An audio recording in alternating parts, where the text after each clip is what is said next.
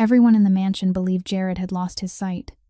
His fiancée thought she was in control. His father, the man who once made the entire underworld tremble, now sat alone in his room, swallowing every humiliation in silence.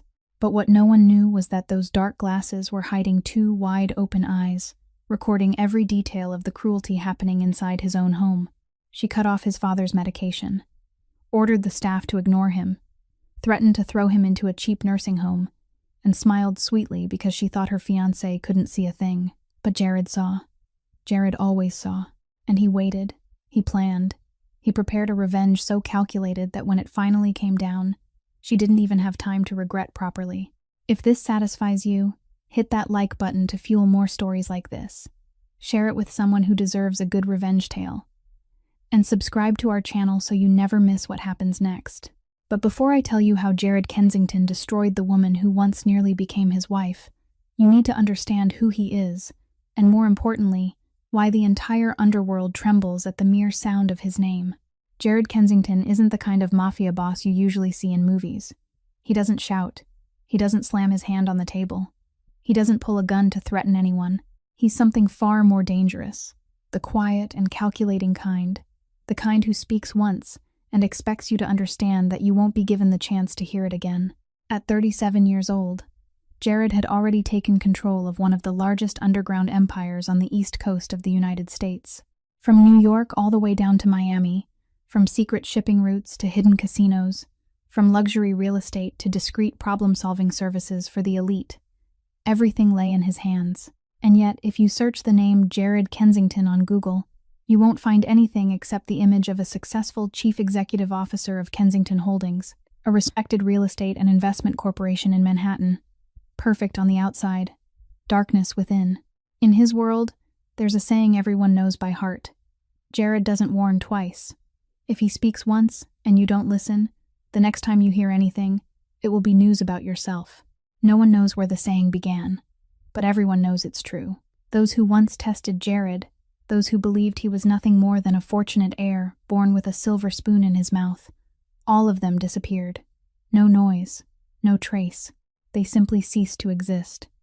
In appearance, Jared stands 6 feet 1 inch tall, with neatly trimmed black hair and eyes the color of cold steel. He always wears perfectly tailored black suits, without a single crease, without a single loose thread. When he walks into a room, he doesn't have to say a word. The room falls silent on its own. It isn't respect. It's survival instinct. But the most frightening thing about Jared isn't his looks or his power. It's the way he speaks. Jared never raises his voice. Never. No matter how angry he is, no matter how tense the situation becomes, his voice remains steady, low, and unhurried. Those who've worked with him for years understand an unspoken rule. The softer his voice, the more dangerous the moment. When Jared whispers, someone is about to pay. Yet behind that cold, almost cruel exterior, Jared Kensington has a single weakness. A weakness he doesn't hide and doesn't need to hide, because anyone reckless enough to touch it wouldn't live long enough to regret it. That weakness is his father, Harold Kensington. Harold isn't only Jared's father. He's the man who made Jared, not in the biological sense, but in the truest meaning of the word. Everything Jared knows, everything he is, came from Harold. The way he calculates, the way he restrains himself, the way he turns his face into a mask no one can read, all of it was taught by his father. And that's why, when Jared discovered what his beautiful fiancée had been doing with Harold behind his back, everything changed. But to understand why Jared was willing to risk everything to protect his father, you need to know what kind of man Harold Kensington truly is, and what he sacrificed so his son could become the man he is today. Harold Kensington wasn't born into silk and privilege. He was born in a cramped apartment in the slums of Brooklyn, where the stench of rotting fish from the docks slipped through every crack in the walls, where the shriek of ship horns replaced the sound of an alarm clock each morning. His father was an Irish immigrant dock worker, a man who spent his entire life bowing his head before wealthy white bosses, and who died of exhaustion when Harold was 14 years old. His mother worked 16 hours a day in a garment factory and passed away 2 years later from lung disease. At 16, Harold Kensington stood alone in New York City, with nothing but his 2 bare hands and a vow. He would never bow to anyone again. From the smallest jobs, running messages for gangs, collecting protection money, Harold climbed each rung of the underworld ladder with something no one could buy: intelligence and calculated ruthlessness. He didn't kill recklessly. He killed the right person at the right time and made sure everyone else understood why. By the age of 30, Harold Kensington controlled 1/3 of the underground operations in Brooklyn. By 40, the entire East Coast knew his name. But what set Harold apart from other mafia bosses wasn't brutality. It was principle. He had a saying he repeated to every man who followed him: "Never betray those who trust you." It sounded simple, but in a world where loyalty was bought with money and sold through fear, it was iron law. Those who betrayed Harold didn't die quickly. They died slowly, and their deaths became lessons for everyone who remained. Jared remembers with painful clarity a night when he was 10 years old. That night, a rival gang kidnapped him on his way home from school. They locked him in an abandoned warehouse, tied his hands and feet, and called Harold with their threats. They believed that with a hostage in their hands, they could negotiate. They were wrong. Harold didn't call in men. He didn't bring guns. He drove alone to that warehouse and walked into a circle of 12 armed men as if he were stepping into his own living room. Jared has never forgotten that moment. The moment his father stood, surrounded by enemies without a trace of fear in his eyes, and spoke a single sentence in a calm voice, as though reading from a dinner menu: "Return, my son, or no one in this room will see tomorrow." 1 hour later, Jared was released. Not a single gunshot. Not a single drop of blood. At least not that night. But in the week that followed, each of those 12 men disappeared. One by one. Slowly. Methodically. That was the first lesson Harold taught Jared without speaking it aloud. Never forgive anyone who touches your family. As Jared grew older, Harold didn't give him an easy life. Even as the son of a crime boss, Jared began at the lowest position. From mopping the floors of nightclubs to standing guard outside meetings he wasn't permitted to hear. Harold wanted his son to understand that power isn't inherited. Power must be earned. He taught Jared through action, not words. Power doesn't come from money, Harold once said during one of the rare nights they sat side by side. It comes from what people are afraid to lose if they betray you. And another lesson, perhaps the most important of all: never let your enemies know what you're thinking. Your face is a mask. Keep it cold. 10 years ago, Harold retired and handed the entire empire to Jared, not because he wanted to, but because his body wouldn't allow him to continue. Heart disease, high blood pressure, pills that had to be taken every day. He aged quickly, from a man who made the underworld tremble into an old man who needed to rest after climbing a single flight of stairs. But one thing never changed. Harold Kensington never once said "I love you" to his son. Not once in 37 years. And yet every action, from walking alone into enemy territory to save him, to staying awake through the night beside his bed when Jared burned with fever at 12 years old, to silently watching every step his son took on the path to becoming his successor, was proof enough. And that's why, when Jared discovered how Monica Ashford had been treating his father, he wasn't simply angry. He felt as if someone were tearing his heart apart piece by piece. Monica Ashford entered Jared Kensington's life like a cool breeze in the middle of a suffocating summer. At 28 years old, she was an image consultant for some of New York's most prominent chief executive officers and politicians. Her profession was to transform powerful men into powerful men who were also admired. She knew how to speak, how to laugh, how to tilt her head at precisely the right moment to make the person across from her feel like the most important individual in the world. And that night, at a charity gala in Manhattan 2 years ago, she used every one of those skills on Jared. What Jared didn't know was that Monica had studied him long before that gala evening. She knew what he liked, what he disliked, what he feared. She knew that Jared Kensington could be cold to the entire world, but there was one person for whom he would do anything: his father, Harold.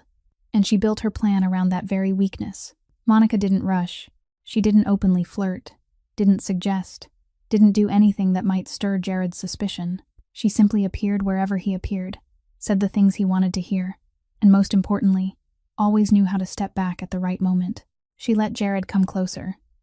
She let him believe he was the one pursuing her. She let him think he had found a different kind of woman among the thousands who surrounded him. And Jared, a man who had never trusted anyone but his father, began to trust her. 8 months after the gala, Monica moved into the Kensington estate. 12 months later, there was an engagement ring on her finger. The wedding was planned for March of the following year. Everything unfolded perfectly, almost too perfectly. according to the script Monica had written from the beginning. When Jared was present, Monica was the perfect fiancée. She cared for Harold, asked about his health, brought him his medicine on time, even sat beside him for hours listening to his old stories. She smiled at him with the warmest smile, touched his hand with the gentlest grace, and always reminded Jared that she loved Harold as though he were her own father. But Harold Kensington wasn't a man easily deceived. At 68 years old, he had seen enough kinds of people in his lifetime to recognize when someone was performing, and there was something about Monica that unsettled him. It wasn't what she said or what she did. It was what he saw in her eyes, or rather what he didn't see. Monica's smile never reached her eyes. When she smiled at Harold, her lips curved flawlessly, but her eyes remained cold, calculating, always checking to see whether Jared was watching. And each time Jared left the room, Monica's concern vanished as if it had never existed. She wasn't rude to Harold. She simply stopped seeing him. Harold noticed everything, but he said nothing. Not because he feared Monica. A man who once made the entire underworld tremble didn't fear a 28-year-old woman. He remained silent because of Jared. For the first time in 37 years, Harold saw his son happy with a woman. For the first time, Jared spoke of the future with light in his eyes. For the first time, Jared seemed to be living, not merely surviving. Harold didn't want to be the one who shattered that. He didn't want to be seen as a selfish old man, jealous of his son's happiness. He didn't want to drive a wedge between Jared and the woman his son loved, even though he didn't trust her for a single second, so he kept quiet. He swallowed every cold glance when Jared turned his back. He accepted every false smile as though it were real. He told himself that perhaps he was simply old, too suspicious, no longer able to judge people correctly. But Harold was wrong. Not wrong about Monica. Wrong in believing that silence would protect his son. Because Monica Ashford wasn't merely a greedy woman. She was a snake. And that snake was slowly tightening its coils around both father and son of the Kensington family. That Monday afternoon, Jared came home earlier than expected. The meeting with a partner in New Jersey had ended sooner than he'd anticipated, and instead of stopping by the office as he usually did, he decided to return straight to the estate. He wanted to spend time with Monica, perhaps have an early dinner with her and his father, perhaps simply sit together like a normal family. Jared entered the mansion through the side door, without announcing himself to anyone. His footsteps were silent against the marble floor, a habit ingrained from the years his father had taught him never to let others know when you arrive. He was walking down the corridor that led to the East Wing living room when he stopped. Voices drifted out from inside. The first voice he heard was Harold's, weak, hoarse. The voice of a man who once made the entire underworld tremble was now asking for the simplest of things. His father was asking for a glass of water, just a glass of water, because he'd forgotten to take his medication, and his throat was dry. The second voice made Jared freeze where he stood. It was Monica's, but not the Monica he knew. Not sweet, not warm, cold, sharp, and laced with contempt. "The nurse will bring it. I'm not your servant." Jared couldn't breathe, not because the words were cruel, but because of the way she said them. It wasn't a shout. It wasn't a sudden outburst. It was the voice of someone who no longer bothered to hide her disdain, the voice of someone who'd spoken that way so many times it had become ordinary. Jared stood still behind the wall, his hands clenched, his jaw tightened. Every instinct in him screamed to walk in immediately, to confront her, to protect his father, but he didn't. Instead, he took a slow breath, waited a few seconds, then deliberately let his footsteps echo down the hallway before entering the room. When Jared appeared in the doorway, everything had changed. Monica was sitting beside Harold, one hand resting gently over his, a warm smile blooming on her lips. She looked up at Jared, her eyes bright. "Darling, I didn't know you were home early. I was just talking with Dad." Jared said nothing. He walked to the table, poured a glass of water himself, and carried it to his father. Harold looked at his son with an expression Jared couldn't quite read, then accepted the glass and took a small sip. "Thank you, son." Jared nodded, then turned to Monica and smiled, the same perfect smile as always. But inside him, something had cracked. In the weeks that followed, Jared began noticing the things he'd once overlooked. He didn't confront Monica. He didn't question her. He simply watched, silent, patient, as his father had taught him, and what he saw made the blood in his veins grow colder by the day. Harold's medication, The heart pills he had to take every single day on time was sometimes forgotten. Not once, but repeatedly. When Jared asked, Monica explained that the nurse had been busy, that she'd remind them to be more careful, that it was only a small oversight. But Jared noticed the medicine was usually forgotten on the days he traveled, the days he wasn't home. Harold's private nurse, who'd cared for him for 5 years, was suddenly reassigned to other duties. Monica explained that she wanted to care for Harold herself, that it was her way of showing affection for her future father-in-law. But Jared noticed that since the nurse had been moved, no one checked on Harold regularly anymore. Harold's room in the east wing, with its balcony overlooking the garden, was sometimes left without air conditioning on the hottest days of summer. Monica explained it was to save electricity, that Harold hadn't complained, that he preferred natural air. But Jared knew his father didn't complain because he didn't want to trouble his son. Harold began eating dinner alone in his room instead of with the family. Monica explained that he was tired, that he wanted to rest, that she didn't want to force him to socialize when he wasn't feeling well. But Jared saw the way his father looked at the tray brought to his room, the look of a man who'd grown accustomed to being set aside. Each time Jared asked if he was all right, Harold smiled, a weary smile, still trying to reassure. "I'm fine, son. Focus on your work." And Jared understood. His father was protecting him, the way he'd done his entire life. Harold didn't speak because he didn't want Jared to choose between his father and the woman he loved. Harold endured in silence because he believed that was how a father loved his son, realizing that hurt Jared more than any bullet that had ever grazed him. His father, the man who once walked alone into enemy territory to save his child, the man who'd never bowed to anyone, was now swallowing humiliation inside the very house Jared had built. And the person responsible for all of it lay beside him every night, a sweet smile resting on her lips. 2 o'clock in the morning. The Kensington estate lay submerged in darkness and silence. Jared was lying in bed, eyes wide open, staring at the ceiling. Beside him, Monica slept soundly, her breathing even, her face peaceful as an angel's. He had been lying there like that for 3 hours, unmoving, unblinking, simply thinking.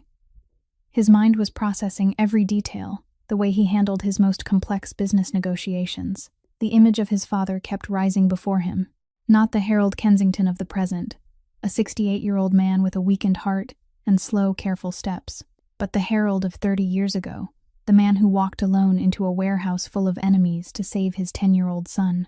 Jared still remembered his father's eyes that night. No fear, no hesitation.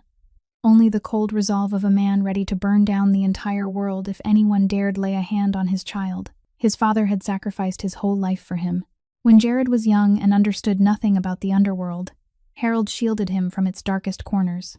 When Jared grew older and began stepping into the family empire, Harold taught him every lesson with his own blood and sweat. When Jared was ready to take over, Harold stepped back without a single complaint, even though Jared knew his father still wanted to fight, still wanted to be needed. Harold had never once placed himself before his son, not a single time in 37 years. And now, inside the very house Jared had built, the house he bought so his father could spend his final years in peace, Harold was being humiliated, looked down upon, treated as though he didn't deserve to exist. Jared clenched his fist beneath the blanket. The anger inside him didn't blaze like fire. It was cold, cold as ice, cold in the way his father had taught him. But anger wasn't enough. Jared knew that. If he confronted Monica now, what would happen? He would ask her about what he had heard in the hallway. She would deny it. She would cry. She would say he had misunderstood, that she was only tired, that she loved Harold like her own father. She would perform a flawless play, and he would have no evidence beyond a single sentence overheard by chance. Worse, if he confronted her, she would know he was suspicious. She would become more careful. She would hide more thoroughly, and he would never learn the full truth. Never know what she had done to his father during the months he wasn't there. Never know how many other things had been happening behind his back. Jared needed to see everything. He needed to see Monica's true face when she believed no one was watching. He needed her to believe he couldn't see at all. The thought struck him like lightning. Couldn't see at all. Blind. If he were blind, Monica wouldn't need to perform anymore. If he were blind, she would feel free to reveal her true nature. If he were blind, he would become invisible inside his own home, and he would see everything. Jared almost laughed at the madness of the idea. Pretend to be blind. The most powerful mafia boss on the East Coast pretending to be blind to spy on his own fiancée. But the more he thought about it, the more it felt like the only way. His father's voice echoed in his mind, as clearly as if Harold were standing beside him. Know the position of every piece on the board before you make your move. Never act before you have all the information. Jared would do exactly what his father had taught him. He would know the position of every piece. He would see everything before he acted. And to do that, he had to become invisible. He had to make everyone, especially Monica, believe he was no longer a threat. A blind man can't see the contempt in another person's eyes. A blind man can't read messages on a phone. A blind man can't notice secret glances or false gestures. At least, that's what Monica would think. Jared turned his head to look at the woman sleeping beside him. In the darkness, she looked beautiful, peaceful, innocent. But he had seen another face of hers, and he would see much more. The plan began to take shape in his mind like pieces of a puzzle falling into place. He needed an accident. He needed a doctor he could trust. He needed someone who could help him stage everything without asking too many questions. And he knew exactly who that person would be. Early the next morning, while Monica was still fast asleep upstairs, Jared rose quietly and went down to the lower floor. He summoned Connor Walsh to his private study, a room no one was permitted to enter without his approval. Connor arrived within 5 minutes, as he always did. 40 years old, tall and broad-shouldered, with military cropped hair and eyes that constantly scanned every corner as if searching for threats. Connor Walsh had been at Jared's side for 15 years, ever since he was a recently discharged Marine covered in scars, and without a dollar to his name. Jared had seen something in Connor the very first time they met. Not physical strength, though Connor had more than enough of that. It was loyalty, the kind that can't be bought with money or forced through fear. The kind that can only be earned by treating a man like a human being rather than a tool. 10 years earlier, during an ambush outside Philadelphia, Connor had shoved Jared to the ground and taken 3 bullets in his back. He spent 2 months in the hospital, nearly died twice on the operating table, and when he finally regained consciousness, the first words he spoke were, "Is the boss all right?" Jared had never forgotten that, and Connor had never mentioned it again, as if sacrificing his life for Jared were simply expected, not worth speaking about. That was why, other than Harold, Connor Walsh was the only man in the world Jared trusted completely. Jared closed the door to the study and motioned for Connor to sit across from him. He didn't waste time. In their world, circling around a point was a waste. "I need to stage an accident. I need everyone to believe I'm blind. And I need you to be the only one who knows the truth." Connor didn't ask why. He didn't look shocked or alarmed. He sat in silence for a few seconds, eyes fixed on Jared, then asked a single question. "Is this about Mr. Harold?" Jared nodded. No further explanation was necessary. Connor had been in the estate long enough to notice the changes. He had seen the way Monica treated Harold when she believed no one was watching. He had seen the old man's expression each time Jared asked if everything was all right. Connor had never spoken of it because it wasn't his place.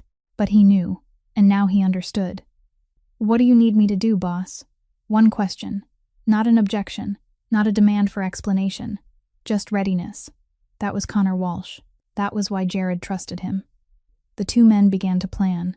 Jared spoke. Connor listened, occasionally nodding or asking a brief, precise question. The location would be the old warehouse in New Jersey, where Kensington Holdings had an unfinished renovation project. It was a site where genuine industrial accidents had happened before, so no one would question another. The doctor would be Alan Porter, who had overseen the Kensington family's medical care for 20 years. He had seen enough in those 2 decades to understand that some questions shouldn't be asked, and some secrets must remain buried. Jared believed Porter would comply without needing reasons. The script would involve a minor explosion at the warehouse, debris striking the eyes.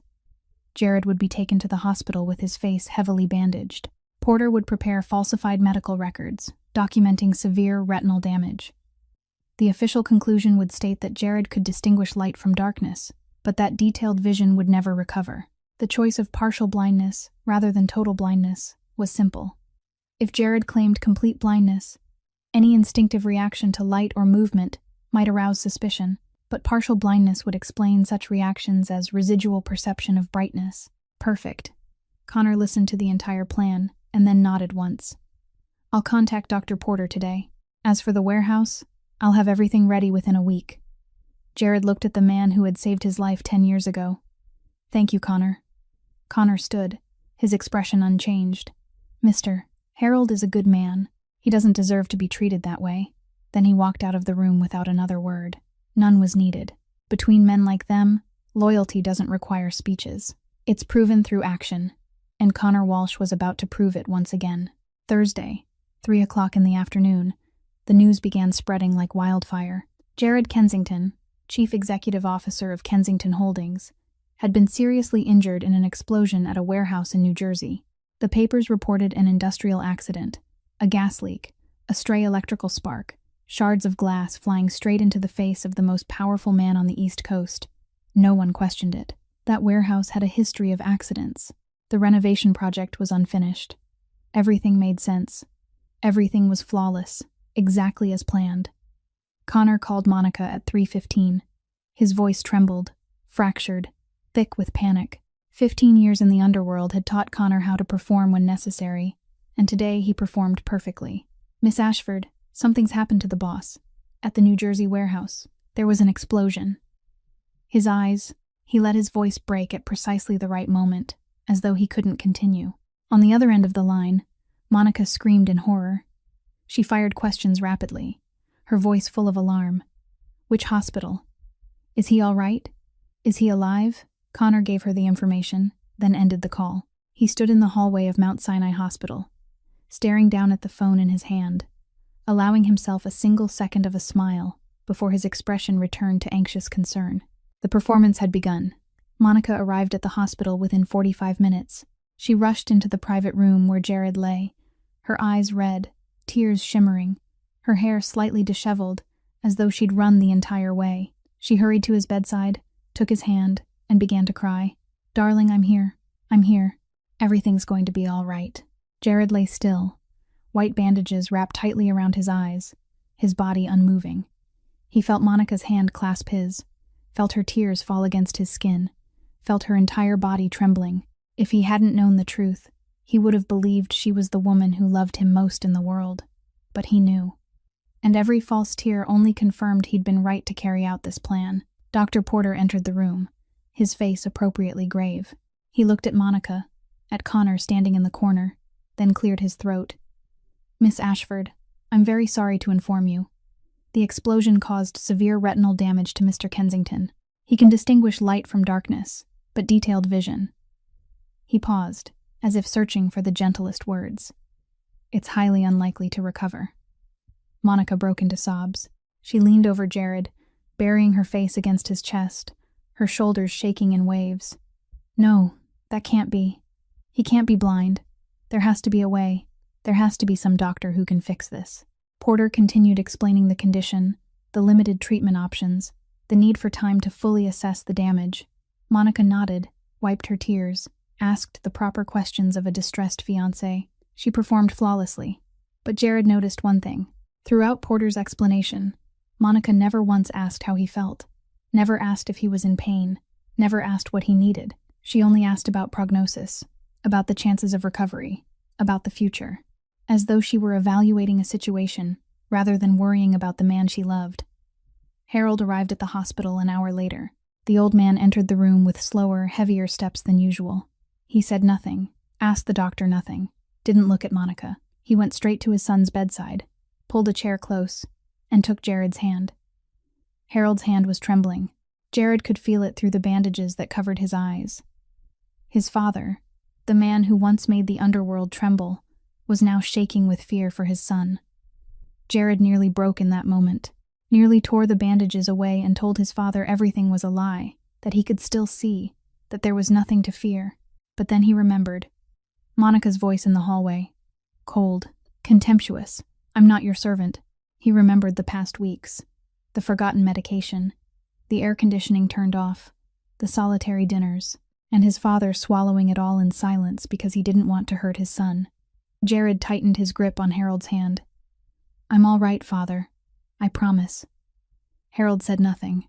He only squeezed his son's hand in return, and Jared felt a single drop fall onto the back of his own.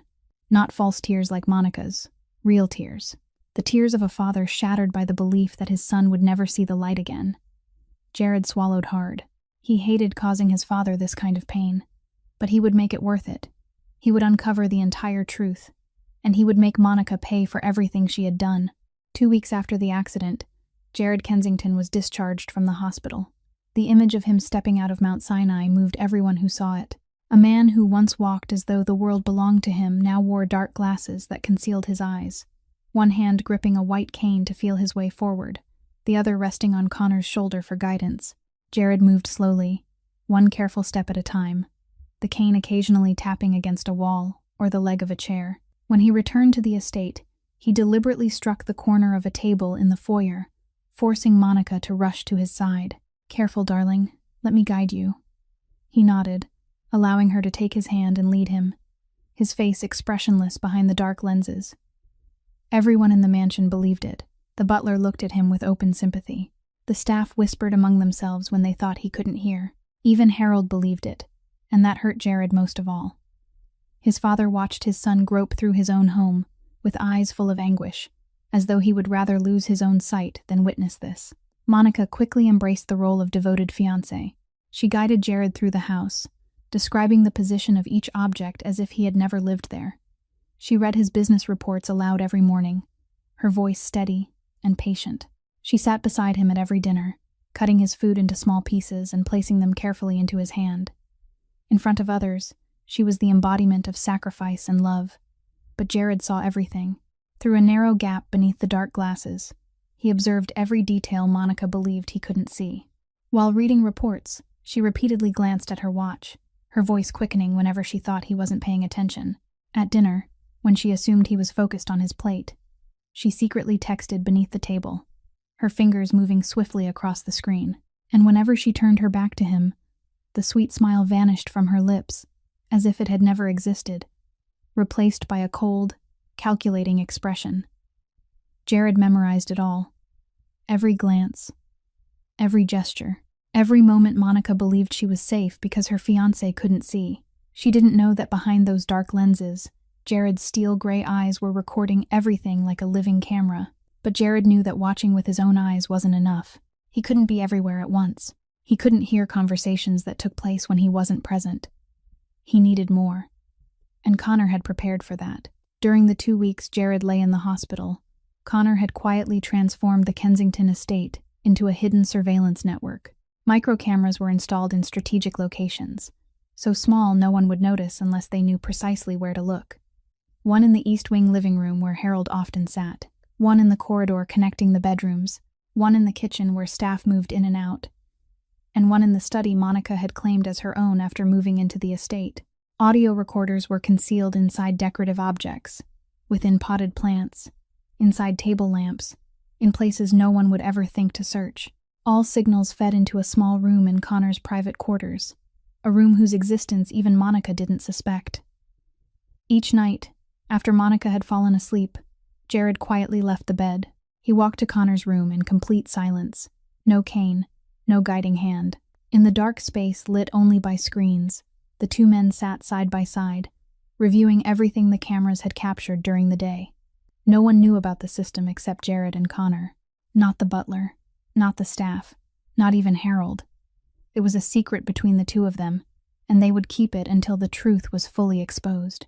Jared stared at the monitor where Monica appeared in footage from that afternoon. She stood in the hallway, looked toward Harold's room, then turned away with a look of disgust she had never allowed Jared to see.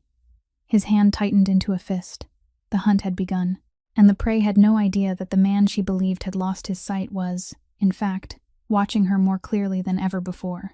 On the first day after Jared returned home, the cameras recorded Monica entering the estate's medical room. She glanced around to make certain no one was watching, then opened the cabinet and removed Harold's heart medication. Jared watched her pour half the pills into the trash before placing the bottle back exactly where it had been, as if nothing had happened. That afternoon, when the nurse brought Harold his medicine, Monica stopped her in the hallway. The doctor adjusted the dosage. From now on, he only needs half. The nurse nodded without question. How could she question the fiancé of her employer? Jared watched that footage late into the night, his face carved from stone. Heart medication. Monica was reducing his father's heart medication. If Harold suffered an attack, if he didn't receive the proper dose, the consequence could be death. and Monica knew that. On the second day, the cameras showed Harold stepping toward his bedroom door in the afternoon. He intended to go downstairs to the living room, perhaps to sit by the window as he always had, perhaps simply to escape the four walls that confined him. But the door didn't open. He turned the handle, pushed gently, but it had been locked from the outside. Harold stood there for several seconds, staring at the closed door, then returned to his bed and sat down. He didn't call out. He didn't pound on the door. He didn't complain. He simply sat there, looking toward the balcony with empty eyes, like a man accustomed to confinement. Jared saw Monica smile as she passed Harold's room that afternoon. She knew the door was locked. She was the one who had locked it, and she smiled because of it. On the third day, Harold's private nurse, who had cared for him for 5 years, was summoned into Monica's study. The camera captured a brief exchange. "We won't be needing you anymore. I'll take care of him myself from now on." The nurse opened her mouth, perhaps to protest, perhaps to ask why. But the coldness in Monica's eyes silenced her.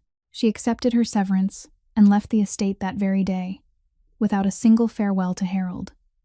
Jared watched his father that evening on the recording. Harold sat alone in his room, looking at the empty chair where the nurse used to sit, and sighed. A sigh as light as wind, yet heavy as the world pressing against his chest.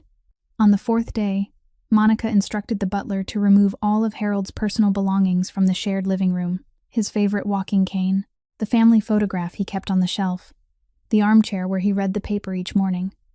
All of it was taken away. He should remain in his room, Monica said in a calm voice, as if discussing the weather. "It's safer for him." The butler nodded, not daring to argue. When Harold came downstairs that afternoon and saw his chair missing, he stood there for a long moment. Then he turned and walked back to his room without a word. Monica stood in the hallway watching him, and the smile on her lips was something Jared would never forget. On the fifth day, the cameras captured Monica speaking on the phone in the garden. She moved to a spot she believed no one could overhear, her voice lowered to a whisper, but the microphone picked up every word. "After the wedding, everything will change. He doesn't have long left anyway, and when that happens..." She let out a soft laugh for the person on the other end of the line. Jared didn't hear the entire conversation, but he heard enough. Each night, Jared sat in Connor's darkened room, eyes fixed on the screens, reviewing every clip recorded during the day. His face showed nothing. His voice didn't tremble. He simply sat there in silence, gathering evidence the way a man gathers weapons before a war. Each recording was a blade to his heart, not because he had been betrayed, but because his father was being treated as though he didn't deserve to live. After the fifth day, Connor stood beside Jared in the darkness, staring at the blank screen, and spoke for the first time. "Boss, we have enough." Jared didn't turn around. Not yet. Connor was silent for a moment. "What else do you need?" Jared rose and walked toward the door. "I need everything. I need to know what she wants. I need to know who she's talking to. I need to know all of it before I move." He paused at the doorway without looking back. "And Connor, find out who she was speaking to in the garden. I have a feeling this isn't just between her and my father." Connor nodded in the dark. "Yes, boss." Jared walked away, returning to the bedroom where Monica lay waiting with a sweet smile ready on her lips. He lay down beside her, allowed her to wrap her arms around him, and closed his eyes. But he didn't sleep. He was planning. At noon on the seventh day, Jared told Monica he wanted to take a nap. He allowed her to guide him back to the bedroom, lay down on the bed, and close his eyes. Monica kissed his forehead, whispered a few sweet words, then quietly left the room and closed the door behind her. Jared waited 5 minutes, then 10. When he was certain Monica had gone far enough, he opened his eyes, slipped out of bed, and moved silently toward the door. He didn't need a cane. He didn't need guidance. He knew every corner of this house, as well as the lines in his own palm. He moved without a sound, the skill his father had taught him when he was still a boy, down the secondary staircase, along the back corridor, until he stopped outside the kitchen door. It was slightly ajar, open just enough for him to see inside. Harold stood at the sink, pouring himself a glass of water. His movements were slow, his hands trembling faintly, yet steady enough to manage something as simple as that. He didn't want to trouble anyone. He didn't want to ask for help. He only wanted a glass of water. Monica sat at the kitchen table, eyes fixed on her phone. When she heard the water running, she looked up, and her expression shifted instantly. The lazy indifference vanished. replaced by open irritation. She rose and walked toward Harold with deliberate, heavy steps. Jared watched through the narrow opening as Monica snatched the glass from his father's hand. No words. No explanation. She simply took the water he had poured for himself, turned to the sink, and emptied it down the drain. The sound of water rushing away echoed in the quiet kitchen like a declaration. "You don't get anything in this house unless I allow it." Her voice was icy, stripped of any pretense. Harold stood there, looking at her without fear. 68 years old, ill, weakened, but still Harold Kensington. He didn't bow to anyone, and certainly not to a young woman trying to seize his family. "My son will see through you, soon enough." Monica let out a sharp laugh. The sound made Jared want to kick the door open immediately. "Your son? Your son is blind, old man. Literally." Harold didn't blink. Blindness doesn't last forever. Stupidity does. The slap came so quickly Jared almost missed it. Monica's hand struck Harold's face. It wasn't strong enough to knock him down, but it rang out in the empty kitchen, leaving a red mark on his cheek, an unmistakable display of contempt. Jared stood frozen behind the door. His hand tightened around the frame until his nails cut into his palm. Blood welled, but he felt nothing. The anger inside him didn't flare. It hardened, cold, sharp, like a blade being honed. "Watch your mouth," Monica said, her voice low with threat. "You're only still alive because Jared hasn't signed those papers yet." Harold didn't raise a hand to his cheek. He didn't step back. He simply looked at her with the same eyes Jared remembered from 30 years ago. The eyes of the man who walked alone into enemy territory to save his son. The eyes of someone who didn't know fear. "He'll know," Harold said quietly. "And when he does, you won't have anywhere left to run." Monica stared at him for a few seconds, as if weighing whether to strike him again. Then she laughed, a dismissive, contemptuous sound. The old man's lost his mind. She turned and walked away, heels clicking against the tile, not once glancing back. Harold remained alone in the kitchen, watching her disappear beyond the doorway. Slowly, he lowered himself into the nearest chair, his shoulders sagging as though the weight of the world had just settled upon them. Jared stood hidden, watching his father. Harold didn't cry. He didn't complain. He simply sat there in silence, alone in a kitchen that should have been a place of warmth and care. Jared wanted to step inside, to wrap his arms around his father, to tell him everything would be all right, that he had seen it all, that Monica would pay for every second she had treated him this way. But he didn't. Not yet. He needed more. He needed to know who she was working with. He needed the full shape of her plan. He needed every piece on the board before he overturned it. Jared retreated silently and returned to the bedroom unnoticed. He lay down, closed his eyes, and waited for Monica to come back. When she opened the door, he pretended to stir awake, rubbing his eyes beneath the dark glasses like a blind man adjusting to permanent darkness. "Darling, I'm back. Did you sleep well?" Jared smiled, the smile he had practiced for years. "Very well, thanks to you." Monica leaned down and kissed him, and Jared felt the cold press of her lips against his cheek. The lips of the woman who had just struck his father, the lips of someone who was about to lose everything and had no idea it was coming. 3 days after the incident in the kitchen, Connor summoned Jared to the surveillance room at 2 o'clock in the morning, his expression more serious than usual. "Boss, you need to see this." On the screen was footage recorded earlier that afternoon. Monica stood in the garden, near the back wall where she believed no one could hear her. She was on the phone, her voice lowered to a whisper, her head turning constantly to make sure she was alone. Connor had enhanced the audio and filtered out the background noise. Monica's voice filled the dark room with chilling clarity. "Victor, I've already told you. After the wedding, everything will be easier. He trusts me completely, and now he's blind." She let out a soft, satisfied laugh. "The southern shipping route? I'll have access to all the documents once I'm his legal wife. Just be patient a few more weeks." Jared stood motionless before the screen. Victor. Victor Petrov. The name echoed in his mind like an alarm bell. Victor Petrov had been the Kensington family's greatest mafia rival for 20 years. He had tried repeatedly to dismantle the empire Harold built and Jared inherited. He had bribed Jared's men, sabotaged shipping routes, even hired assassins to target both father and son. Each time, Jared had defeated him. Each time, Victor had retreated with heavy losses, but he had never given up, and now he had found another path, a path Jared had never anticipated. Monica Ashford wasn't a greedy woman seeking a wealthy man's fortune. She was a spy, a carefully placed piece on Viktor Petrov's board, inserted into Jared's life 2 years earlier, trained to earn his trust, to become his wife, to gain access to every secret within the Kensington Empire. This was no longer a family matter. This was betrayal at the highest level. This was an attempt to overthrow everything. Connor, dig deeper. I want everything connecting her to Viktor. Connor nodded and disappeared into the night. 3 days later, he returned with a thick file. She has a private apartment on the Upper East Side.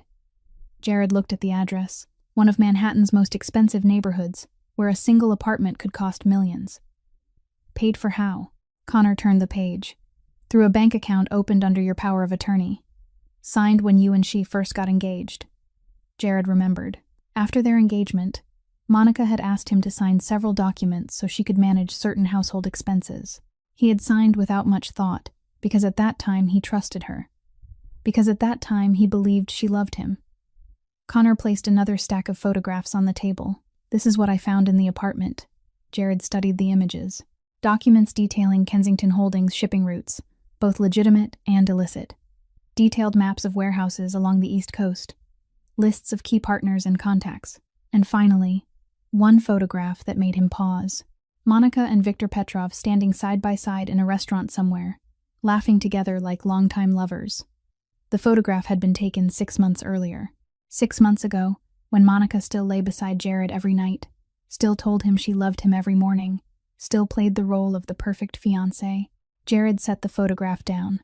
His voice was cold, devoid of emotion. She doesn't just want my money. She wants my empire. And she's using Viktor to take it. Connor remained still, waiting for orders. What do we do now, boss? Jared looked at the evidence spread across the table.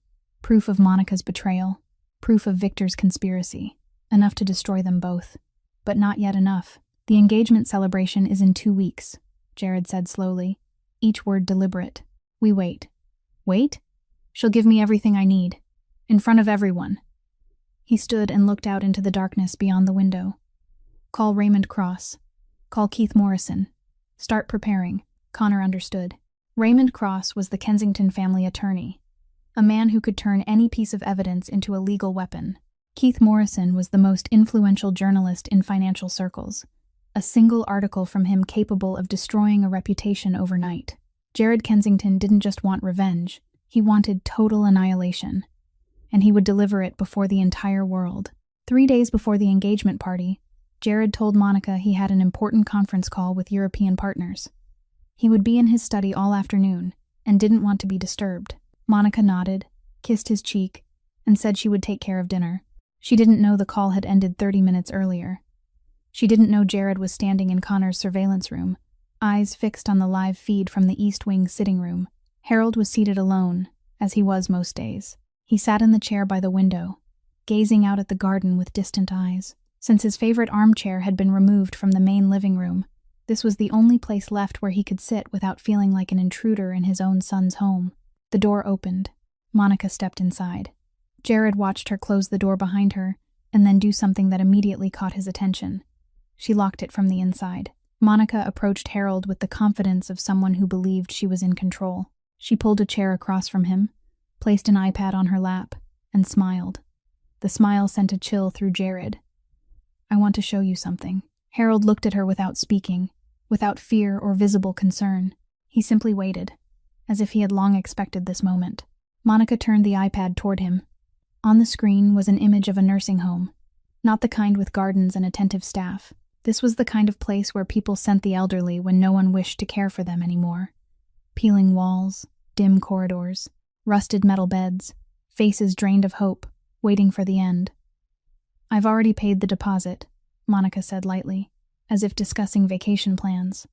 Room 14B, no windows, a shared bathroom with 6 other patients. You'll love it. Harold looked at the screen, then back at Monica. His voice remained calm. Jared will never allow this. Monica laughed. The sound cracked through the room like breaking glass. She swiped her finger across the iPad and brought up the next image. Jared will sign anything I put in front of him. In the surveillance room, Jared felt his heart miss a beat. On Monica's screen was a legal document, authorizing the transfer of Harold Kensington to a nursing facility on the grounds of incapacity. At the bottom was a signature. Jared Kensington. Perfectly forged. You see? Monica leaned forward, her voice a venomous whisper. It's already done. You just don't know it yet. Harold studied the document, then looked back at her. There was no fear in his eyes, no despair, only the astonishing calm of a man who had witnessed too much in his life to be shaken by a young woman's threat. You think you've won. Monica rose and leaned down until her face was inches from his. I have won, and there's nothing you can do about it. She straightened, slipped the iPad into her bag, and walked toward the door. Before unlocking it, she turned for one last glance. Enjoy your final days in this house, old man. After the wedding, you won't see it again. She stepped out and closed the door, leaving Harold alone in the quiet room. He didn't cry. He didn't call for help. He simply sat there, staring out the window, releasing a long breath as though trying to bear the weight of the world. In the surveillance room, Jared stood frozen before the screen. Connor stood beside him in silence, not daring to speak. For the first time in weeks, Connor saw his boss's hand tremble. Not from fear, from the effort of holding back fury that threatened to erupt. Jared watched his father on the monitor. The old man sat alone, shoulders slightly bowed, eyes fixed on some distant, empty horizon. The man who once made the underworld tremble was now being threatened with dying in a miserable nursing home by a woman his son had brought into their lives. Boss? Connor's voice was careful. Jared didn't turn. His voice, when he spoke, was ice cold, stripped of emotion, and Connor knew that was the most dangerous sign of all. Call Raymond. Call Keith Morrison. Prepare everything for the engagement party. Connor nodded. What's the plan? Jared turned, and Connor saw his steel-gray eyes. Cold, sharp, unyielding. Justice. One word. But the way Jared spoke it made Connor understand that Monica Ashford would never know what struck her until it was far too late. The engagement party was 3 days away, and Jared Kensington was ready to end the performance. 72 hours before the engagement party, every piece began sliding into place. Raymond Cross, the Kensington family attorney for the past 20 years, sat in his private office with a thick stack of documents spread across his desk. He had prepared legal filings for every possible scenario. Industrial espionage, forgery of signature, elder abuse. Each complaint was complete, waiting only for Jared's signal to be filed in court. At the same time, Keith Morrison, the most respected journalist in New York's financial world, reviewed the dossier Connor had delivered to him in secret the night before. Video footage, photographs, documents, evidence of Monica Ashford's connection to Victor Petrov. Morrison had agreed to hold the story until after the engagement party, in exchange for exclusive rights to break it. It would be the largest article of his career, and he knew it. Inside the Kensington estate, Connor worked without rest. He rechecked every video clip, ensuring the image and sound were flawless. He backed up the files onto multiple devices in case anything went wrong. Most importantly, he oversaw the installation of a large screen in the grand hall. When Monica asked about it, Jared explained that he wanted to display a slideshow of engagement photographs for the guests. Monica smiled and praised his thoughtfulness. She had no idea the slideshow would contain something entirely different from what she imagined. On the afternoon, 2 days before the party, everything nearly unraveled. Monica was walking down the corridor when she noticed Connor slipping into the technical room for the 3rd time that day. She stopped, narrowed her eyes, and watched his figure disappear behind the door. That evening, while Jared sat on the sofa pretending to listen to music, Monica settled beside him with a worried expression. "Darling, I want to ask you something." Jared tilted his head toward her, keeping his face composed, though his heart had begun to beat faster. "What is it? Has Connor been all right lately? I've noticed he's acting strange. He keeps going in and out of the technical room." Jared felt as though cold water had just been poured down his spine. This was the most dangerous moment. If he hesitated, she would suspect him. If he denied too quickly, she would suspect him. He had to perform more flawlessly than ever before. Jared smiled faintly and reached up to brush Monica's hair in a gesture that felt natural. "He's anxious about security for the party. You know how Connor is. He has to check everything 10 times before he feels satisfied." Monica studied him for several long seconds. Her eyes searched his face for the slightest sign of deception. Jared kept his expression perfectly neutral, his eyes hidden behind dark lenses, unblinking. At last, Monica smiled. You're right. He's always been overprotective like that. She leaned down to kiss Jared's cheek, then rose and headed toward the bedroom. I'll go prepare dinner. Jared nodded, holding the smile in place until she disappeared through the doorway. Then he exhaled slowly, his body sagging as though he had just stepped off a battlefield. Too close. The night before the engagement party, after Monica had fallen into a deep sleep, Jared quietly left the bed and walked to Harold's room. He knocked softly and entered without waiting for a reply. Harold was sitting upright on the bed, as though he had known his son would come. Jared didn't speak. He pulled a chair close and took his father's weathered hand in his own. The two men sat in silence for a long while. No words needed, no explanations required. Harold looked at his son, and a flicker of understanding passed through his eyes that surprised Jared. You're planning something. It wasn't a question. It was a statement. Jared didn't deny it. Harold continued, his voice low and warm. Whatever you're doing, I trust you. Jared tightened his grip on his father's hand. I know, Dad. I know. Harold placed his other hand over his son's, just as he had when Jared was a boy in need of reassurance. Just be careful, son. Jared met his father's gaze, the man who had taught him everything he knew, the man who had sacrificed his entire life without asking for anything in return. I learned from the best. Harold smiled, the first smile Jared had seen on his father's face since the day he pretended to lose his sight, and in that moment, Jared knew that whatever happened tomorrow, he would have no regrets. The grand hall of Kensington Estate had never looked more magnificent. 150 guests, the most powerful faces in New York, stood scattered across the marble floor with champagne flutes in their hands and polished smiles on their lips. Manhattan's elite, business partners of Kensington Holdings, underworld figures disguised as respectable executives, and those who came simply to be seen, to be photographed beside the most powerful family on the East Coast. Crystal chandeliers cast a warm golden light across the marble. White roses and orchids overflowed from tall crystal vases. A classical quartet played soft music in the corner. Everything was flawless, exactly as Monica had envisioned. Monica Ashford stood in the center of the hall like a queen. She wore a floor-length white gown that shimmered beneath the lights, as though woven from moonlight. Her hair was swept up, revealing the diamond necklace Jared had given her when they became engaged. She smiled, shook hands, embraced guests with the ease of someone born for this world. No one suspected anything. No one saw the serpent beneath the angel's skin. Jared sat at the head table, dark glasses concealing his eyes, his cane resting beside his chair. His black suit was tailored to perfection, but beneath the expensive fabric was a man counting down every second until the truth would surface. Beside him, Harold sat quietly, his aged eyes observing the room with an almost unsettling calm. He wore the gray suit Jared had chosen for him, still dignified despite the slight bend in his shoulders. In the corner near the technical control panel, Connor stood motionless, blending in with security staff in his black suit. No one noticed him. No one knew that in his hand he held a remote control capable of changing everything with a single press.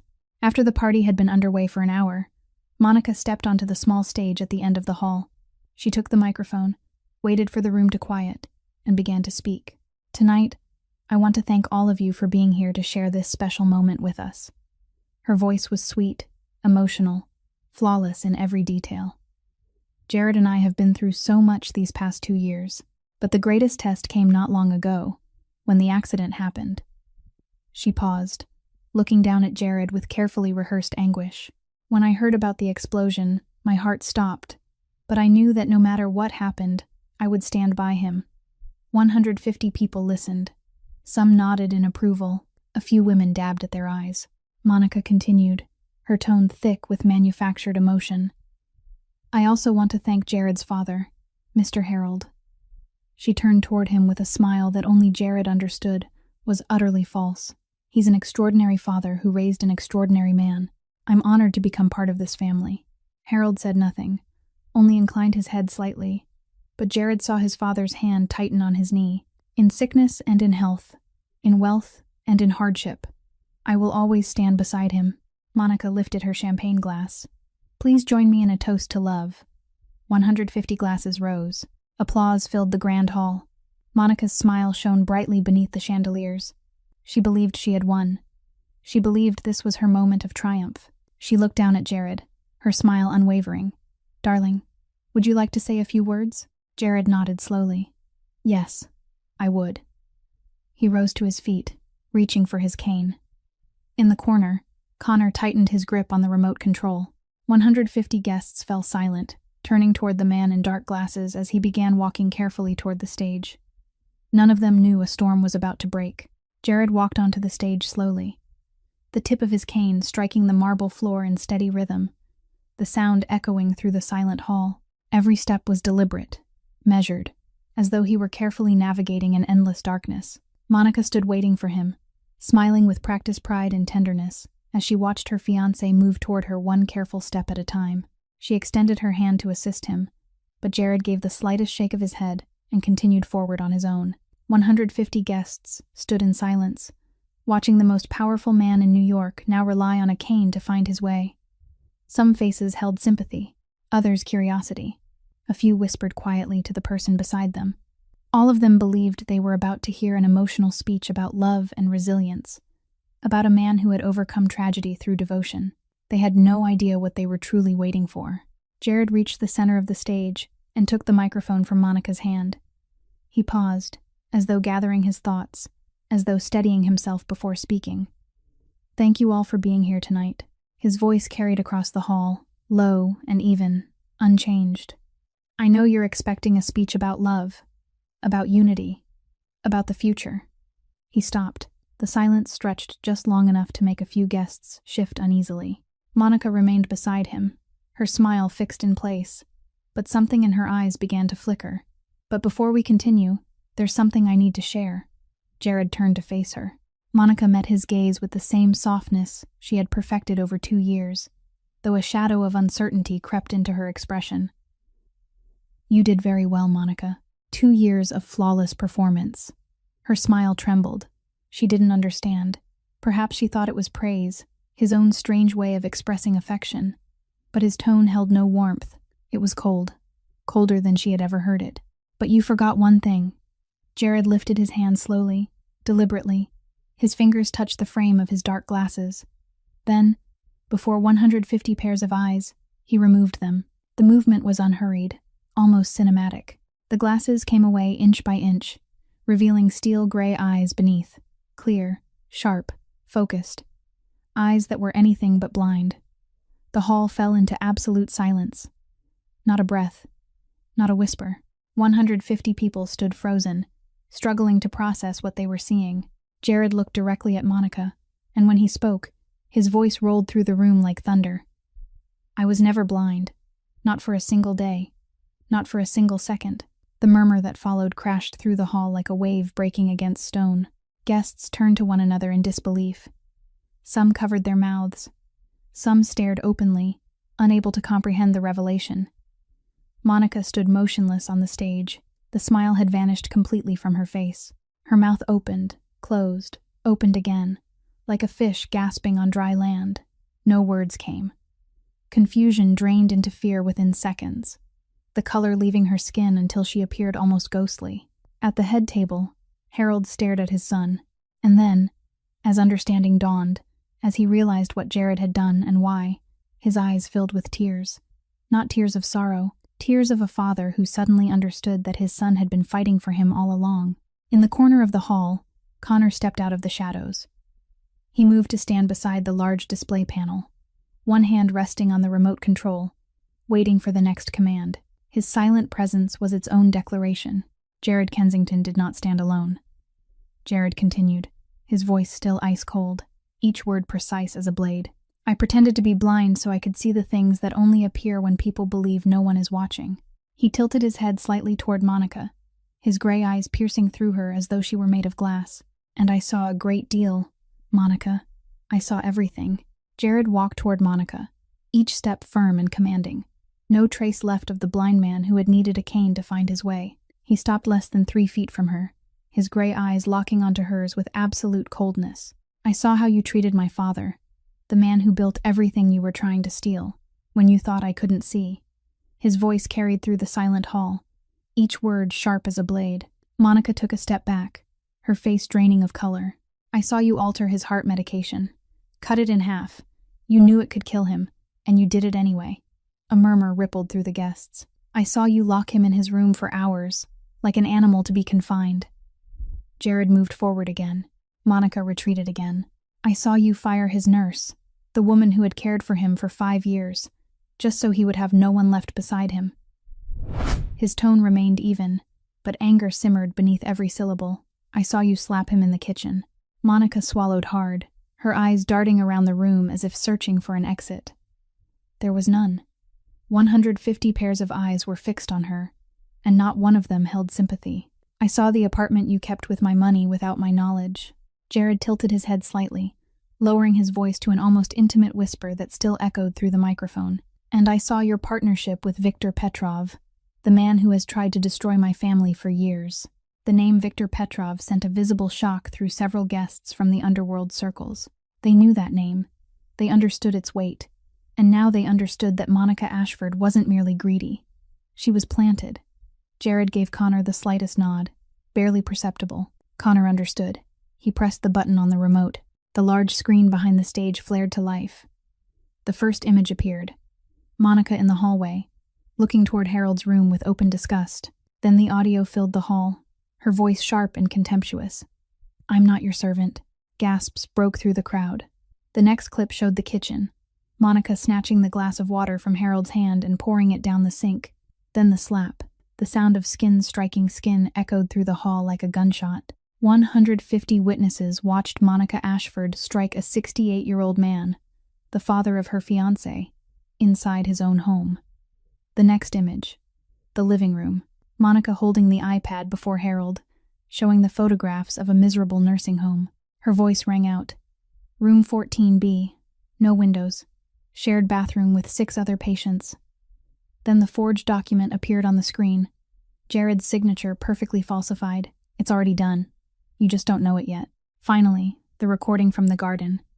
Monica's whisper, clear and undeniable. Victor, I told you. After the wedding, everything will be easier. The southern shipping route, I'll have access once I'm the legal wife. The screen went dark, but the silence that followed was heavier than any noise. Some guests quietly slipped toward the exits, unwilling to be associated with what they had witnessed. Others stood frozen, unable to look away. A few whispered with open disgust. Monica backed away until her shoulders hit the wall behind the stage. Her lips trembled. Her eyes were red, but no tears fell. Perhaps she had forgotten how to cry without rehearsal. Jared, I can explain. Her voice shook, clinging to its final thread of hope. There's nothing to explain, Jared cut in, his tone glacial. The videos speak for themselves. Monica scanned the room desperately, searching for one friendly face, one sympathetic glance, someone to stand beside her. There was no one. Those who had laughed with her minutes earlier now looked at her as though she were venomous. Those who had praised her beauty turned away in revulsion. For the first time in her life, Monica Ashford had no script, no smile to hide behind, no performance left to deliver, only herself under the harsh lights, her true face exposed before the world. Jared slipped the dark glasses into his jacket pocket with calm precision. The wedding is canceled. My attorney will contact yours this week. He inclined his head slightly, a faint, cold smile touching his lips. And if you believe Viktor Petrov will protect you. He let the silence stretch for one more measured beat. He has far greater problems to deal with tonight. Jared turned his back on her and stepped down from the stage. No cane, no guidance. Each step steady and powerful. The stride of a man who had just destroyed his enemy before 150 witnesses. Behind him, Monica stood alone beneath the chandeliers, her white gown now resembling a burial shroud for the life and ambition she had just lost. Jared stepped down from the stage and walked straight to the head table where Harold was seated. He didn't look at anyone else. He didn't acknowledge the stares that followed him or the whispers spreading through the grand hall. He saw only his father, the silver-haired man sitting there with tears in his eyes. Jared took the seat beside him and wrapped his hand around Harold's weathered one. That hand had once held his when he was a frightened child after being kidnapped. That hand had taught him how to hold a gun, how to read a man's intentions, how to survive in a ruthless world. And now that same hand trembled in his grasp. Harold looked at his son, and for the first time in his life, Jared saw his father cry. Not loud sobs, just silent tears slipping down lined cheeks. the tears of a man who had spent his entire life being strong and was finally allowed to be vulnerable. "You knew, from the beginning?" Harold whispered, his voice rough. "Long enough." Jared squeezed his father's hand. "And I'm sorry I let you endure it." Harold shook his head, eyes still wet yet shining with something brighter than sorrow. "You have nothing to apologize for." He tightened his grip, pride trembling in his voice. "I'm proud of you, son." On the stage, Monica still stood alone. She looked around the hall at the faces turning away, at the eyes filled with contempt, at the world she had believed she conquered now collapsing around her. No one approached her. No one offered comfort. She was utterly alone. Monica bent to retrieve her handbag from the floor. Then she stepped down from the stage and walked past 150 pairs of watching eyes. No one called her name. No one showed sympathy. The sharp echo of her heels striking marble was the only sound in the hushed hall. She disappeared through the grand doors, which closed behind her with a final reverberation. It was a fitting end for someone who had lived behind a mask. The next morning, Jared rose early. He prepared 2 cups of coffee and placed them on a tray alongside the croissants his father favored, then carried them to Harold's room. He knocked gently and entered. Harold stood by the window in his robe, silver hair resting against his shoulders. He turned at the sound of his son's steps, and Jared saw a smile on his father's face, the first unguarded smile in a long time. "You embarrassed me last night," Harold said, his tone almost reproachful, though his eyes sparkled. Jared set the tray down, genuinely surprised. "Embarrassed you? How?" "I cried like a child in front of 150 people." Harold shook his head, but the smile lingered. "Me, Harold Kensington, crying before the world." Jared laughed, the sound unrestrained, the laughter of a man who had finally laid down a burden carried for weeks. Harold laughed with him, and in that sunlit room, the 2 men sat side by side, laughing as though nothing in the world mattered more. One had once been the terror of the underworld. One still was, but in that moment, they were simply father and son, loving each other in a way that required no words. In the weeks that followed, justice was carried out. Monica Ashford was indicted on multiple charges: industrial espionage, fraud, forgery, elder abuse. The secret apartment on the Upper East Side was seized. Bank accounts were frozen. Her reputation among New York's elite shattered beyond repair. No one wished to speak her name, as if she had never existed. And Viktor Petrov? Jared didn't discuss what happened to him. Only one sentence circulated quietly through their world. Viktor had serious problems that night. He won't be a problem anymore. No one asked for details. In their world, some questions are better left unspoken. Keith Morrison's article appeared on the front page with the headline, "Mafia Boss Pretends to be Blind to Expose Fiancée's Betrayal." It became the most read piece of the month, shared millions of times online. People spoke of Jared Kensington not only as a cold strategist, but as a son willing to do anything to protect his father.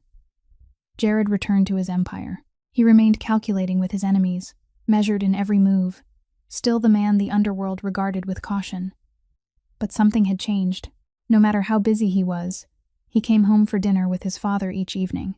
Harold spent his remaining days in peace, no longer humiliated in his own home, no longer swallowing indignity in silence. He had his son beside him. He had the love he deserved. And this time, there were no dark glasses in the world capable of hiding what shone clearly in Jared's eyes: the pride of a son, and the love he no longer felt the need to conceal. This story offers a profound lesson about family and devotion. In life, the people who love us most sometimes suffer quietly, so they won't burden us. They sacrifice, they endure. They swallow their tears, so we can be happy. And it's our responsibility to truly see them and to protect them as fiercely as they once protected us. If this story touched your heart, please press the like button and share it with those you love. Don't forget to subscribe to our channel so you won't miss more moving stories each day.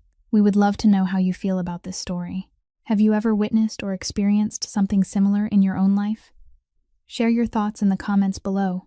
We read every message that comes from your heart. Finally, we wish all of you watching good health, a joyful life, and peaceful days beside the people you cherish. Thank you for being with us. Goodbye, and we'll see you in the next video.